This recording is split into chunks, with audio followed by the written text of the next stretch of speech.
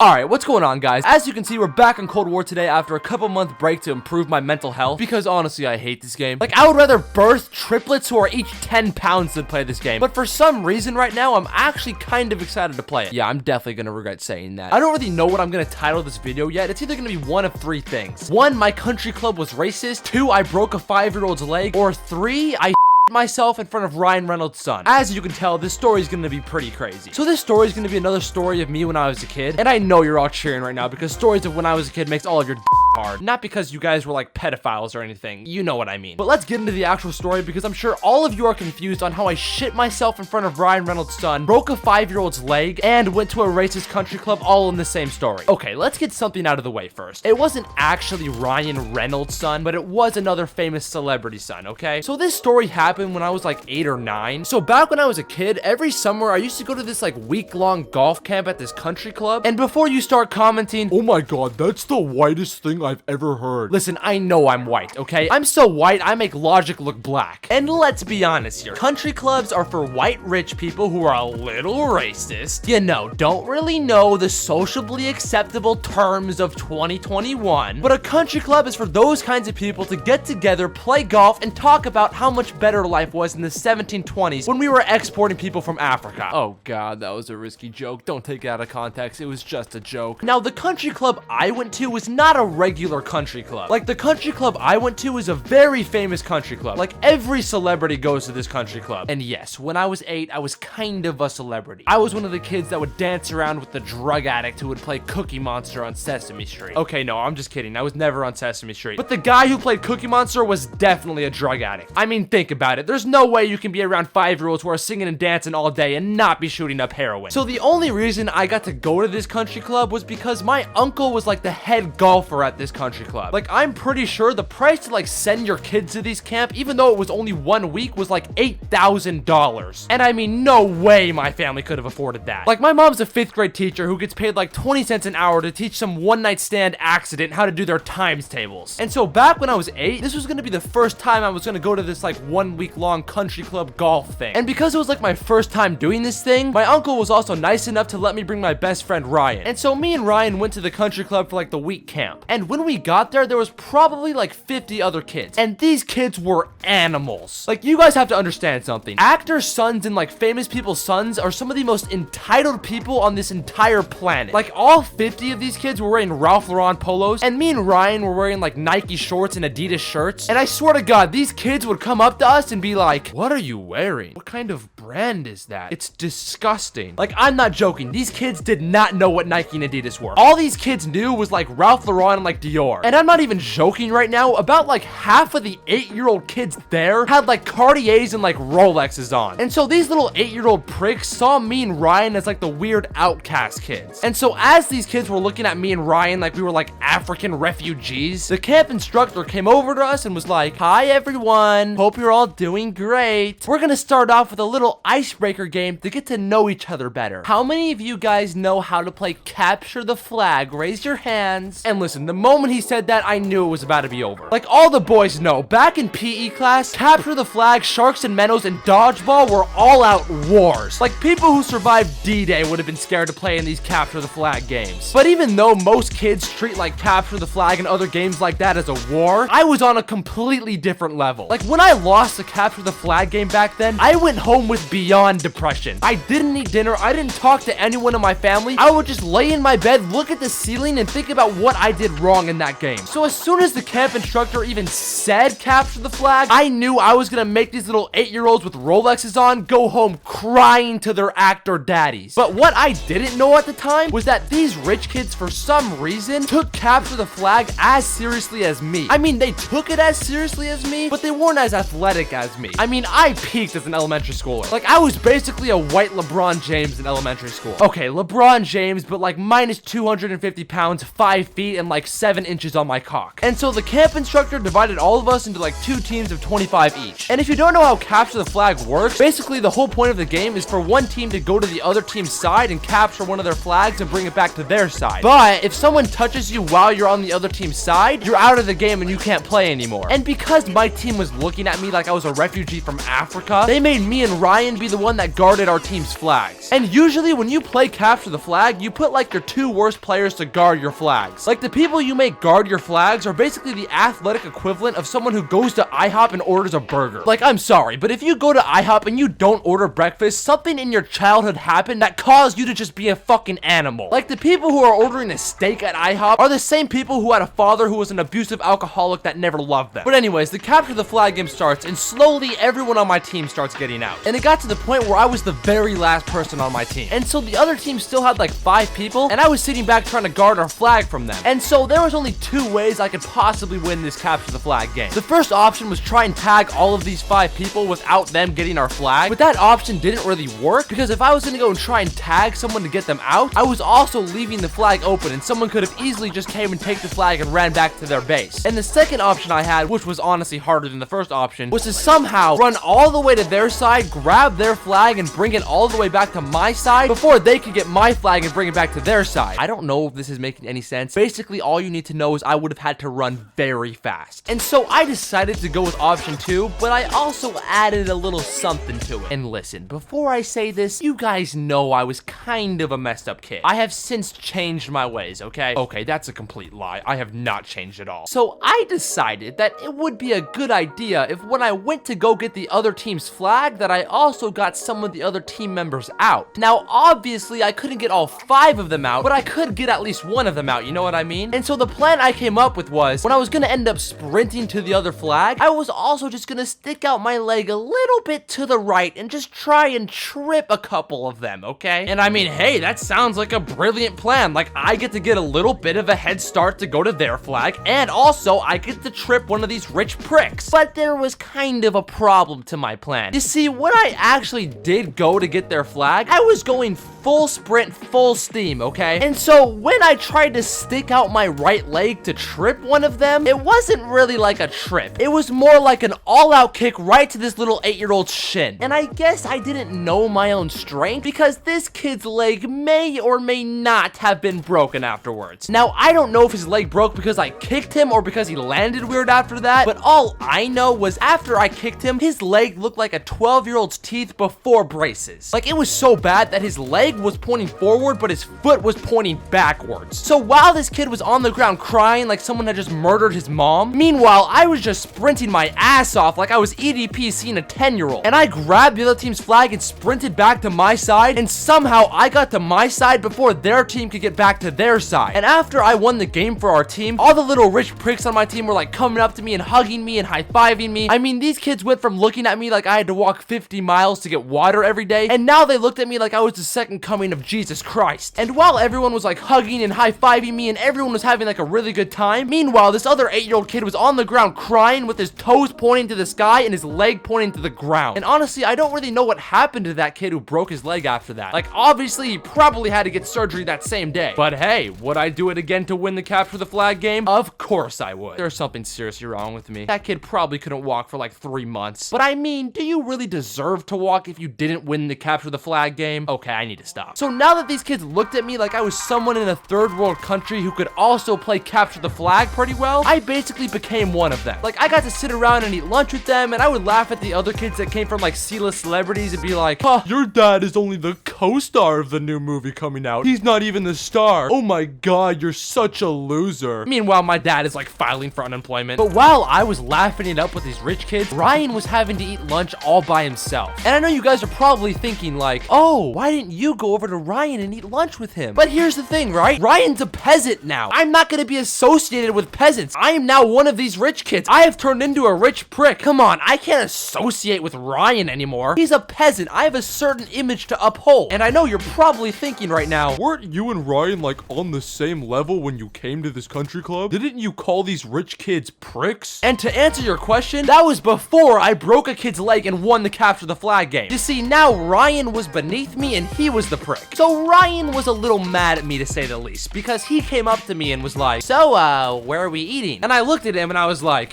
we? I don't know what you're talking about. Go bring your food back to your shack in Africa. And then I looked at the other rich kid sitting next to me and I was like, isn't that right, gentlemen? And so Ryan was a little mad at me, but karma came back to bite me in the ass. So at lunch, I had this like brownie for dessert. And for some reason, when I have chocolate, I shit like crazy. And it's not like a couple hours after I eat chocolate I have to shit. It's literally 5 minutes after I eat chocolate that I feel like I'm birthing a child out of my asshole. And so right after lunch ended, we were all supposed to go to the driving range. And all of a sudden, as I was walking to the driving range, that chocolate hit me like it was fucking Mike Tyson. And so I had to shit bad. And so I went up to the camp instructor and I was like, excuse me, can I go to the bathroom, please? And the camp instructor looked at me and gave me that typical teacher response and was like, oh my god, we were just at lunch. You should have used the bathroom at lunch. You can use the bathroom after the driving range. And listen, that was not gonna cut it for me. Like, I felt like I was clenching a 10-pound child. But I get to the driving range and I'm just trying to like go through the motions. Like, I'm just softly hitting balls and shit. Like, I'm not really trying. And the camp instructor saw that I was like not really trying. And so he came up to me and he was like, oh my god, your form is all wrong. You gotta open up your legs more. And I mean, the last thing that I could possibly do right now was open up my legs. And so I tried to like barely open up my legs and hit the ball, but this camp instructor was not satisfied. He came up to me again and was like, no, you gotta open up your legs way more than that. Come on. And you know when you have to shit really bad, you kind of go through like cycles. Every other 10 seconds is a different emotion. Like the first 10 seconds, you literally feel like you're about to explode. And then the next 10 seconds, you randomly feel fine again. And then 10 seconds after that, you feel it coming back again. And so right when the instructor made me open my legs up wider, I was in the 10-second phase of my body is going to fucking explode. And so while my legs were spread apart, I was flexing my ass like I was Dwayne The Rock Johnson. And then the camp instructor looked at me and he was like, okay, now all you have to do is just hit the ball. Come on, try it. And so I knew that when I was gonna go and swing this golf club, that there was like a 50-50 chance that I was gonna shit myself. But to make things even worse, the kid golfing next to me was the son of a very famous actor. Like, I'm talking the actor the size of like Ryan Reynolds. Like, not quite Leonardo DiCaprio level. Bro, I haven't talked about Leonardo DiCaprio in a minute. I miss talking about that man. And the reason I knew he was a famous actor's son was literally because when I got to the country club, the first thing my uncle said to me was, hey, see that kid over there? That's Ryan Reynolds' son. And I'm not gonna actually say who his dad was because I don't really want to get sued. But if one of you guesses him in the comments, I might just put a heart next to it. But anyways, I'm getting ready to hit this golf ball as Ryan Reynolds' son is looking at me and there's a 10-pound child waiting to come out of my asshole. And the moment I started swinging and I hit the ball, my ass just